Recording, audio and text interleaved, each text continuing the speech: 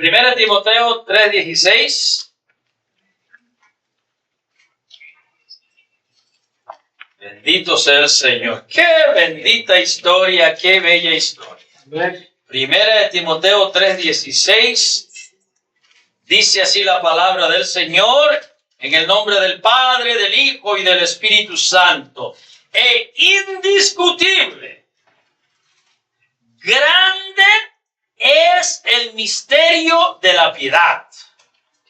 Dios fue manifestado en carne, justificado en el Espíritu, visto de los ángeles, predicado a los gentiles, creído en el mundo, recibido arriba en gloria. Señor Dios Todopoderoso, que al predicar tu palabra, Señor, seas tú, oh Dios Espíritu Santo, obrando, tocando corazones y mentes, Señor, de los que estamos aquí y los que vayan a escuchar este mensaje por nuestra página social. En el nombre de Cristo te ruego. Amén. Tomen asiento, por favor.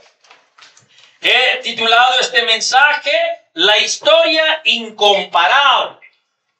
La historia incomparable. A lo largo de los siglos, la raza humana ha producido grandes autores. Se han escrito grandes historias que trascienden el tiempo y las culturas. Y casi todas ellas son mitológicas, o sea, que son inventos humanos, tales como la Odisea, Don Quijote de la Mancha, Romeo y Julieta, la Cenicienta y tantos otros. Pero existe una historia que es incomparable. ¿Y sabe por qué es incomparable? Porque se origina en el cielo.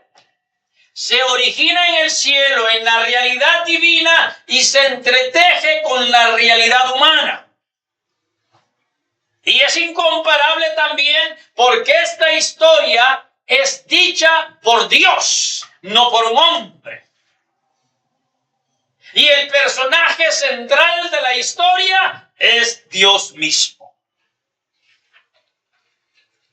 Ahora, hay muchas historias, como le dije, que son ficticias. Mucha gente la cree.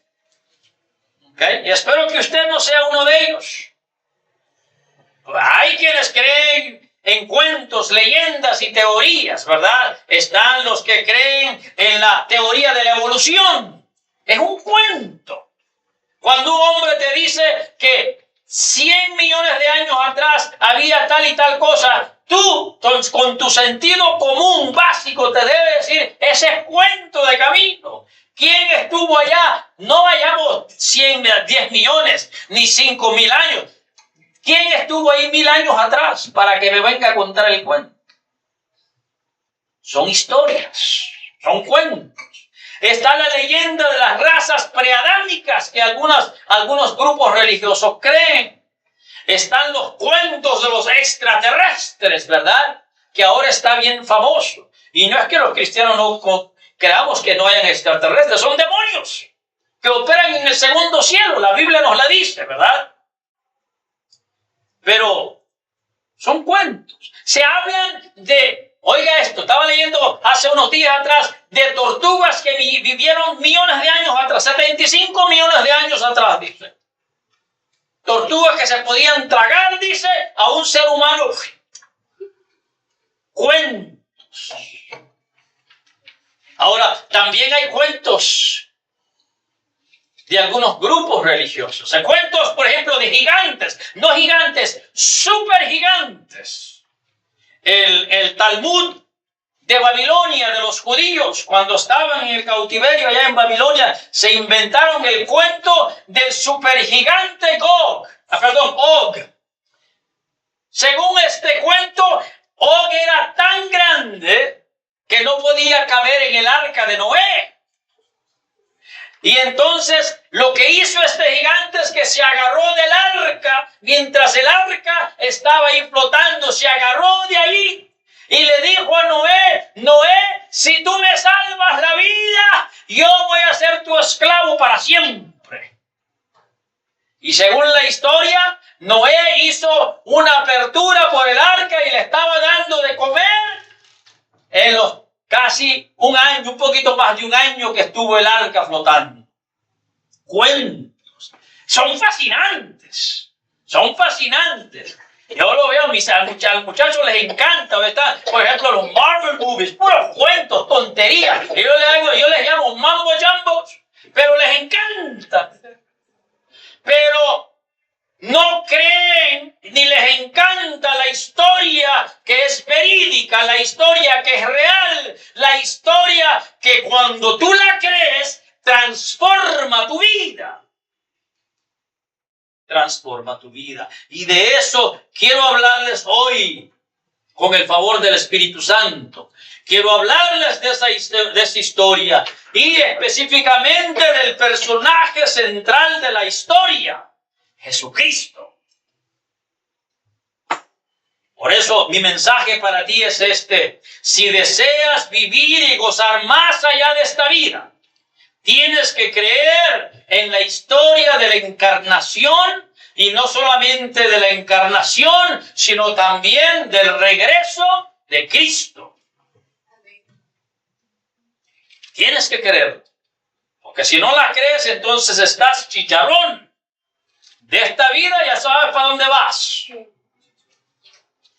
Para hablar de esto voy a hablar 2 puntos. Uno, voy a hacerle ver de que Cristo está en toda la Biblia.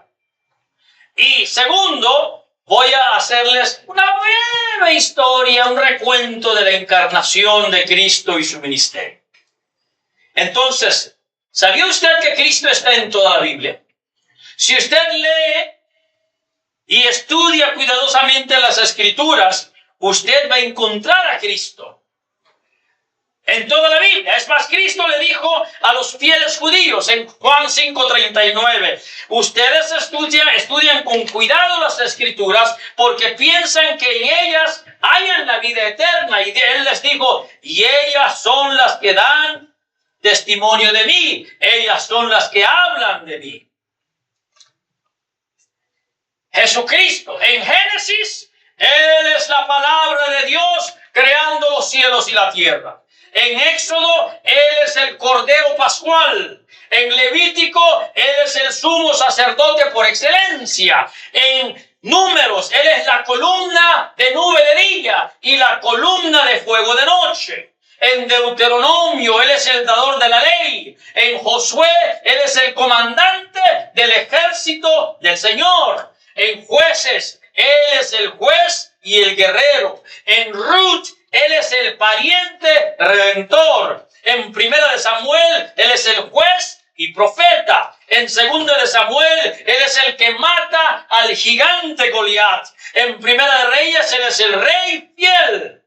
En Segunda de Reyes, Él es el rey que permanece para siempre. En Primera de Crónicas, es el rey de reyes. En Segunda de Crónicas, es el restaurador del reino. En Esdras, Él es el restaurador de la adoración en el templo. En Nehemías, Él es el reconstructor de los muros. En Esther, Él es el protector de Israel. En Job, Él es el redentor que vive para siempre. En los Salmos, Él es el gran buen pastor. En Proverbios, Él es la sabiduría celestial. En Eclesiastés, Él es el propósito de la vida. En Cantar de los Cantares, es el esposo amado y amoroso. En Isaías, Él es el Mesías prometido. En Jeremías, Él es el alfarero. En Lamentaciones, Él es el profeta que llora por su pueblo. En Ezequiel, es el río de vida que trae sanidad a las naciones. En Daniel, es el cuarto hombre en el horno de fuego. En Oseas, es el esposo perdonador y fiel. En Joel, Él es el que bautiza con Espíritu Santo y fuego. En Amós, Él es quien lleva las cargas. En Abdías, Él es el poderoso para salvar. En Jonás, Él es la misericordia de Dios a las naciones. En Miqueas, Él es el que trae buenas nuevas. En Nahum, Él es el vengador de su pueblo. En Habacuc, Él es la fe y la esperanza en medio de la adversidad. En Sofonías, Él es el Salvador de su pueblo. En Ageo, Él es el deseado de las naciones. En Zacarías, es el rey humilde que cabalga sobre un asno. En Malaquías, es el sol de justicia a las naciones. Y en Mateo, Él es el rey de los judíos. En Marcos, Él es el rey sirviente. En Lucas, Él es el Hijo del Hombre. En Juan, leíamos, Él es el Verbo encarnado. En Hechos de los Apóstoles es el Salvador del mundo. En Romanos, Él es la justicia de Dios. En Primera de Corintios, Él es la roca. Y Segunda de Corintios, Él es el que santifica a la iglesia. En Gálatas, Él es el que cumple la ley y nos libera. En Efesios, Él es la cabeza de la iglesia. En Filipenses, Él es el gozo de su pueblo. En Colosenses, Él es la plenitud de Dios en persona. En Primera de Tesalonicenses, Él es la esperanza de su pueblo. En Segunda de Tesalonicenses, Él es la paciencia de Dios. En Primera de Timoteo, Él es el mediador, el único mediador entre Dios y los hombres. En Segunda de Timoteo, Él es el fundamento del ministerio santo. En Tito, Él es el gran Dios y Salvador. En Filemón, Él es el benefactor de su pueblo. En Hebreos, Él es el sumo apóstol. En Santiago, Él es la fe en acción. En Primera de Pedro, Él es la piedra viva. En Segunda de Pedro, es la roca de nuestra salvación. En Primera de Juan, Él es la vida. En Segunda de Juan, es la verdad encarnada. En Tercera de Juan, Él es todo lo que es bueno. En Judas, Él es el que advierte a su pueblo. Y en Apocalipsis, Él es el alfa y la omega, el principio y el fin, el que ha de venir, el Rey de reyes y Señor de señores. En toda la Biblia está Cristo. Y aquí ahora una breve historia de su encarnación. La Biblia nos enseña claramente de que antes de que Dios creara algo, ya sea visible e invisible, Cristo ya existía. Juan, ustedes leyeron cómo lo pone y se lo saben, ¿verdad? Uno de los versículos más conocidos de la Biblia. En el principio era Él y el verbo era con Dios. Y el verbo era Dios. Y después nos dice, por Él fueron creadas todas las cosas visibles e invisibles. Aún a sabiendas de que los seres humanos pecarían, Dios dispuso crear al hombre, pero aún antes de eso, ya el verbo se había dispuesto, yo iré a morir por esos pecadores. Juan 1:14 dice, y el verbo se hizo carne y habitó entre nosotros. Y vimos su gloria, gloria como del unigénito del Padre, lleno de gracia y de verdad. Y el texto que leímos en 1 Timoteo 3:16 dice de esta manera, e indiscutible, grande es el misterio de la piedad. Él, Cristo, fue manifestado en la carne, vindicado en el Espíritu, contemplado, o sea, visto por los ángeles, proclamado entre las naciones, creído en el mundo, recibido en gloria. Cuando Adán y Eva pecaron, Dios ya tenía un plan de acción para salvar a los pecadores. 700 años antes de que Cristo naciera, el profeta Isaías dijo, por tanto el Señor mismo os dará una señal, y aquí una virgen concebirá y dará a luz un hijo y le pondrás por nombre Emmanuel. Dicho y hecho, nació, creció y ministró Jesucristo, sanando, haciendo todo tipo de milagros, enseñando y predicando las buenas nuevas de salvación. Sabemos nosotros que por la Escritura estuvo haciendo su ministerio público como por 3 años y medio. Sus enemigos lo arrestaron, lo torturaron, se burlaron, lo abofetearon y lo mataron. Pero al tercer día resucitó de entre los muertos. Y después de resucitar estuvo 40 días. 40 días estuvo comiendo con ellos, enseñándoles y platicándoles, mostrándoles con pruebas indubitables de que Él estaba vivo. Y cuando ellos lo estaban viendo, y antes de ir, Él se fue con ellos al monte de los olivos. Y de ahí Él se despidió, y mientras Él se despedía, una nube vino y se lo llevó al cielo.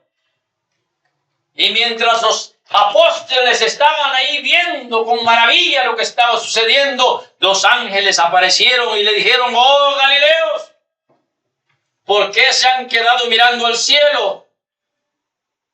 Este Jesús va a regresar de la misma forma como lo han visto ascender. Amén. Por eso nosotros decimos: Maranata, Maranata, Cristo viene pronto. Amén, amén. Ya lo estamos haciendo costumbre entre algunos, entre nosotros, al despedirnos decimos Maranata, como lo hacían los primeros cristianos. Los primeros cristianos se despedían diciendo: Maranata, Cristo viene pronto. Cristo viene pronto. Ahora, el apóstol Pablo resume la historia de Cristo de esta manera, pero lo voy a hacer en paráfrasis, en Filipenses capítulo 2 del 5 al 11. Dice: ustedes deben tener la misma actitud que tuvo Cristo Jesús. Aunque Él era Dios, no consideró que ser igual a Dios fuera algo a que aferrarse. Más bien decidió, oiga bien, decidió renunciar a sus privilegios divinos y se rebajó haciéndose humano y tomando posición de esclavo. Hello, esa palabrita que mucha gente detesta. Pues Cristo se hizo esclavo, se hizo siervo por tu culpa y la mía, por tu pecado y el mío. Y como hombre se humilló en obediencia al Padre y murió en una cruz como un criminal, aunque Él nunca cometió pecado. Murió para salvar a los pecadores.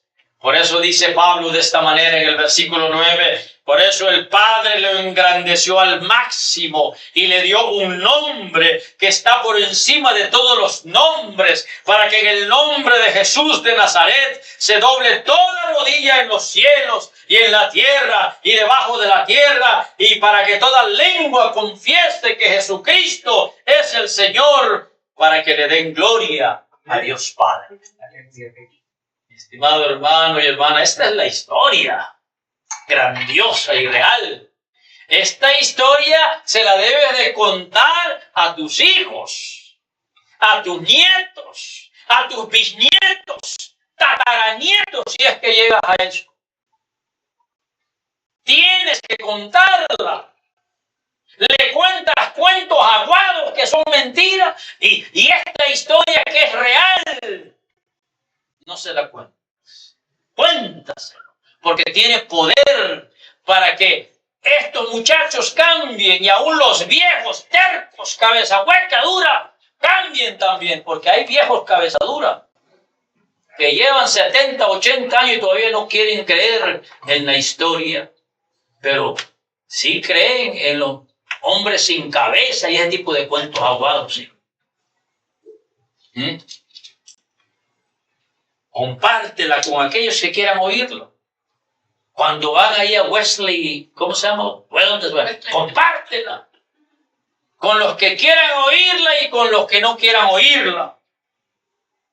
¿Cuándo fue la última vez que contaste esta historia? Alguien. Cuéntasela. Porque es real. Es real. Entonces, antes de participar de la mesa del Señor, quisiera que medites en estas cosas. Y en el hecho que, recuerda, la sangre de Cristo la semana pasada tiene poder para limpiar y borrar, emblanquecer todos tus pecados. Confiésalo para que puedas participar hoy de la mesa del Señor. No quieres participar en la mesa del Señor sin haberlo confesado, porque no vas a comer bendición. ¿Qué dice la Biblia? Es condenación. Ay, papá. Tanto que muchos, dice Pablo en aquel tiempo, al chicharrón habían muerto. Estamos hablando de gente de la iglesia, no gente de la iglesia. Habían patatú, como dicen por allá. Habían muerto por participar de la cena del Señor indignamente. Y otros estaban enfermos, les dolían por aquí, les dolían por allá, y que por allá, y por allá. Era porque estaban en pecado y no querían confesarse delante del Señor. No venga a confesar su pecado conmigo. Díselo al Señor. Ahora, si es tan duro que necesitas que alguien te escuche, yo te escucho. Pero yo no te puedo perdonar. El que te va a perdonar es el Señor. Así que quisiera que tomen un tiempecito, 1 o 2 minutos. Ahí donde está, cierre sus ojos y hable con el Señor y confiesa tus pecados.